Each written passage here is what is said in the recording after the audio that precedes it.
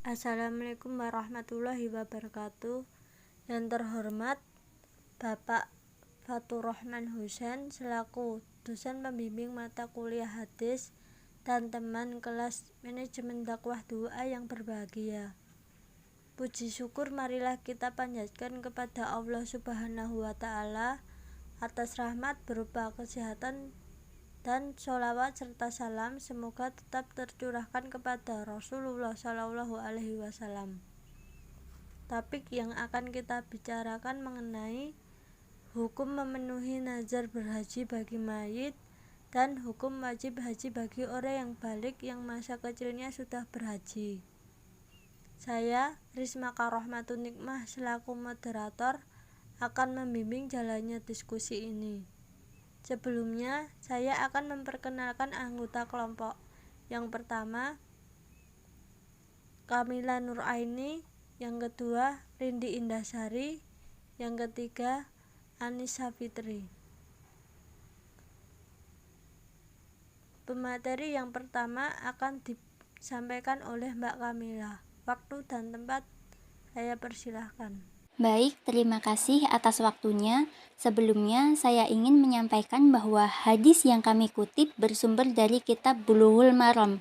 Kemudian, syarah hadis ini bersumber dari kitab Subulus Salam.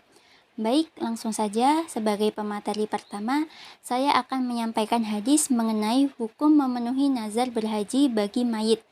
Sebelum saya membacakan hadisnya, saya akan mengajak teman-teman terlebih dahulu untuk mengetahui arti dari nazar. Jadi, dalam Quran surat Ali Imran ayat 35-37, ini terkait nazar istri Imran yang bernama Hana. Ketika Hana ini mengandung, beliau bernazar, memohon kepada Allah, nazar tentang anak yang dikandungnya. Ya Allah, saya bernazar kepadamu, apa yang ada dalam kandunganku, kelak menjadi hamba yang mengabdi kepadamu. Maka terimalah nazar ini dariku. Sungguh engkaulah yang maha mendengar, maha mengetahui. Jika disebutkan dalam syariat, nazar adalah perjanjian atau komitmen yang dibangun antara kita dengan Allah, makhluk dengan Khalik. Walaupun interaksinya seputar kita dengan manusia atau dengan yang lain, tapi komitmen dibangunnya bukan dengan manusianya, namun dengan Allah. Jadi dapat dikatakan bahwa bernazar adalah memohon kepada Allah dengan komitmen. Nazar mengandung unsur doa karena ada permohonan di dalamnya. Ketika kita bernazar kepada Allah Subhanahu wa Ta'ala, itu sebenarnya bukan sekedar kita membuat perjanjian dengan Allah, tetapi seakan-akan dengan perjanjian itu kita bermohon, mengikatnya dengan doa. Contoh dari nazar itu misalnya, saya berdoa, ya Allah, berikanlah saya IPK yang sempurna pada semester ini. Maka, jika engkau kabulkan ya Allah, maka saya akan berpuasa 3 hari berturut-turut. Nah, seperti itu contoh dari nazar. Semoga teman-teman bisa memahaminya. Jadi, nazar adalah doa yang sudah diikat dengan perjanjian yang menghadirkan komitmen yang kuat. Di sini disebutkan nazar adalah doa yang sudah diikat dengan perjanjian. Apa hukumnya janji? Jika seseorang berjanji, maka harus ditepati. Ciri orang munafik adalah apabila ia berjanji, maka dia mengingkari. Teman-teman bayangkan, ketika kita berjanji dengan manusia saja, kemudian mengingkari sudah disebut dengan munafik, bagaimana dengan berjanji kepada Allah Subhanahu wa Ta'ala? Misalnya, saya membuat janji dengan teman-teman. Apabila saya diterima di UIN Raden Mas Said Surakarta, saya akan mentraktir teman-teman makan bakso.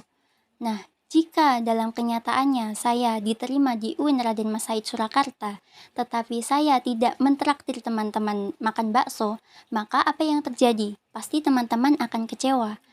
Terus bagaimana dengan janji kita kepada Allah? Kalau kita mengingkari, apakah juga Allah kecewa? Jadi teman-teman, nazar itu memiliki 2 syarat, yakni doa yang dimohonkan bersifat baik dan pengaplikasian dari nazarnya juga harus baik. Misalnya, doa yang baik, ya Allah, anugerahkanlah saya kesempatan untuk berhaji. Syarat yang pertama sudah terpenuhi. Kemudian pengaplikasian dari nazarnya baik, yaitu kalau saya diberikan kesempatan untuk berhaji, maka saya akan berpuasa 3 hari berturut-turut. Syarat yang kedua juga sudah terpenuhi, sifatnya baik. Jadi berlakulah hukum nazar itu karena kedua syaratnya tadi sudah terpenuhi dan wajib sifatnya untuk diterapkan dalam kehidupan. Namun, jika satu di antara syarat tersebut tidak baik, maka secara otomatis hukum nazarnya tidak berlaku dalam kehidupan. Atau juga bisa disebut batal dalam keadaan nazarnya. Contohnya, nazar yang salah satunya tidak baik. Misalnya seperti ini, "Ya Allah, anugerahkanlah saya kesempatan untuk berhaji. Kalau saya diberi kesempatan untuk berhaji, maka di Mekah sana saya akan doain mudah-mudahan bisnis si fulan gagal total." Nah itu kan doanya nggak baik. Jadi secara otomatis hukum nazarnya tidak berlaku dalam kehidupan.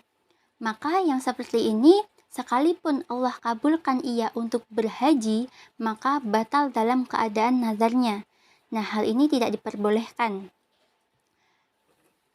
Mungkin itu yang dapat saya sampaikan untuk mengenal nazar, dan saya kira teman-teman sudah bisa memahami dan sudah mengenal yang namanya nazar. Maka sekarang saya akan langsung masuk pada materi pembahasan hari ini, yakni tentang hadis hukum memenuhi nazar berhaji bagi mayit. Berikut saya akan bacakan hadisnya. Bismillahirrahmanirrahim.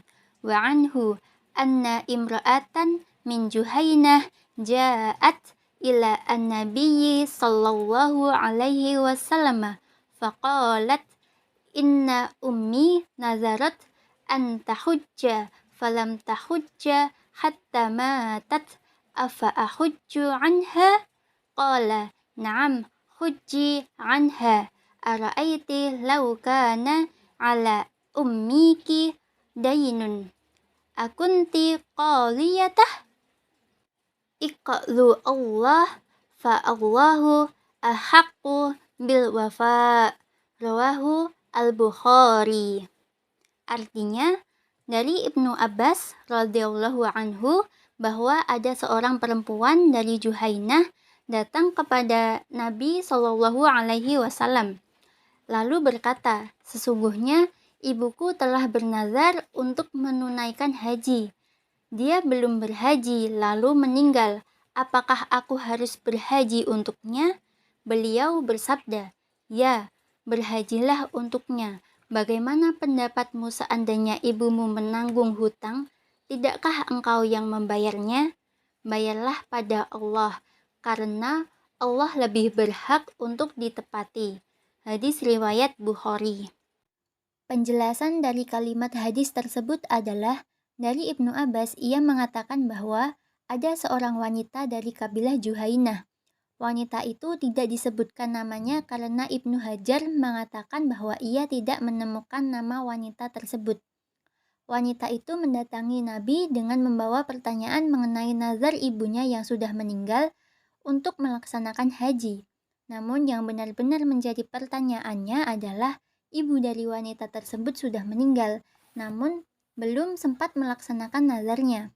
Hal inilah yang kemudian menjadi alasan wanita tersebut menjumpai Rasulullah dan bertanya, "Sesungguhnya ibuku telah bernazar untuk menunaikan haji, namun ia belum menunaikannya hingga meninggal.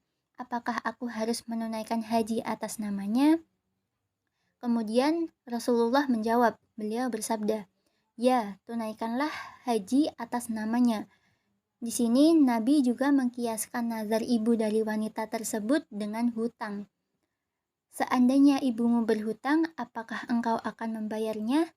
Tunaikanlah untuk Allah, maka sesungguhnya Allah lebih berhak untuk ditepati haknya. Itulah penjelasan dari kalimat hadis. Selanjutnya saya serahkan kepada moderator. Terima kasih Mbak Kamila. Di sini saya akan melanjutkan tentang syarah hadis. Hadis ini merupakan dalil yang menjelaskan bahwa apabila seorang bernazar untuk menunaikan haji namun ia belum menunaikannya, maka diperbolehkan bagi anaknya untuk mewakilinya menunaikan haji.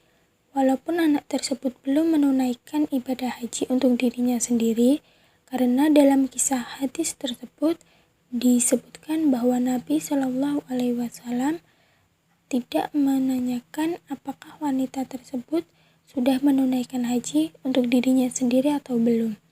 Dan juga analogi Rasulullah yang mengkiaskan atau menyamakan haji dengan hutang, yang mana diperbolehkan bagi seseorang untuk melunasi hutang orang lain walaupun ia belum melunasi hutangnya sendiri.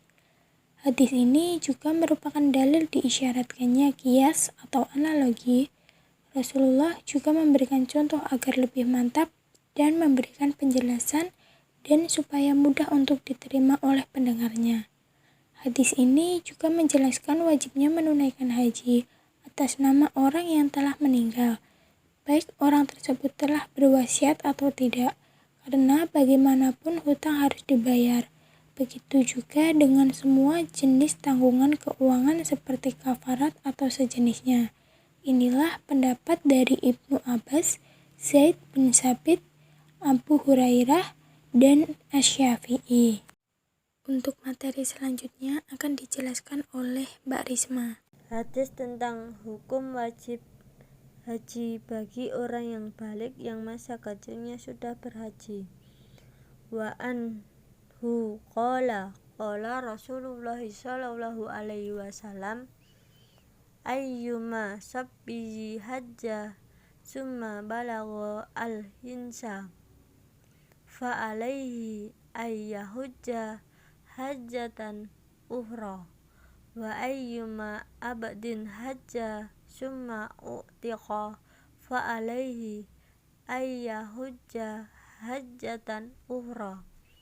Rawahu Ibnu Abi Syaibah wal Baihaqi wa rijaluhu siqqah ila annahu tulifa fi raf'ihi wal mahfudu annahu mauquf.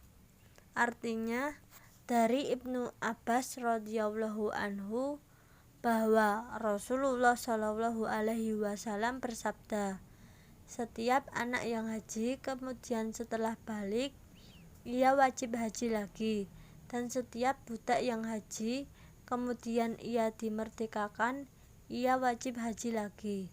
Riwayat Ibnu Abu Syaibah dan Baihaqi. Para perawinya dapat dipercaya, namun kemarfu'an hadis ini diperselisihkan. Menurut pendapat yang terjaga, hadis ini mauquf. Baik, selanjutnya saya akan menjelaskan tentang penjelasan hadis di atas. Darinya Ibnu Abbas radhiyallahu anhu berkata, Rasulullah shallallahu alaihi wasallam bersabda, jika seorang anak kecil telah menunaikan haji, maka ketika ia telah mencapai masa berdosa atau balik, yaitu masa dosa-dosanya dicatat, yakni masa balik, hendaklah ia menunaikan ibadah haji lagi. Hadis riwayat Ibnu Syaibah dan Al-Baihaqi. Perawi-perawinya siqah. Hanya saja diperselisihkan apakah hadis ini marfu', namun yang lebih mungkin adalah mauquf. Ibnu Khuzaimah berkata, yang benar hadis ini adalah mauquf, dan para ahli hadis memiliki banyak pendapat dalam menanggapi hadis ini. Baik, cukup sekian dari saya. Materi selanjutnya akan dibacakan oleh Mbak Rindi Indasari. Waktu dan tempat saya persilahkan. Baik, terima kasih. Saya akan melanjutkan syarah hadis. Muhammad bin Ka'ab Al-Quradi berkata, Rasulullah Shallallahu alaihi wasallam bersabda, sesungguhnya aku ingin memperbarui dada kaum mukminin, bahwa jika ada seorang anak kecil telah ditunaikan hajinya oleh keluarganya, lalu anak itu meninggal, maka haji itu telah sah. Namun, jika anak itu telah mencapai masanya atau balik, maka hendaklah ia menunaikan haji. Begitu juga diterangkan dalam masalah budak. Hadis riwayat Sa'id bin Mansur dan Abu Dawud di dalam Al-Marasil. Hadis ini dijadikan dalil bagi Ahmad dan Syafi'i meriwayatkan hadis Ibnu Abbas. Ibnu Taimiyah berkata, apabila hadis mursal diamalkan oleh para sahabat, menurut kesepakatan ulama hadis tersebut menjadi hujah atau dasar hukum. Ia juga berkata, ini adalah ijma ilmu dan karena hal tersebut berasal dari para ahli ibadah, maka hajinya sah baginya. Namun tidak bisa mewakilinya atau anak kecil tersebut karena haji tersebut dilakukan sebelum anak tersebut mendapatkan perintah untuk menunaikannya. Sekian presentasi dari kelompok kami, kurang lebihnya mohon maaf.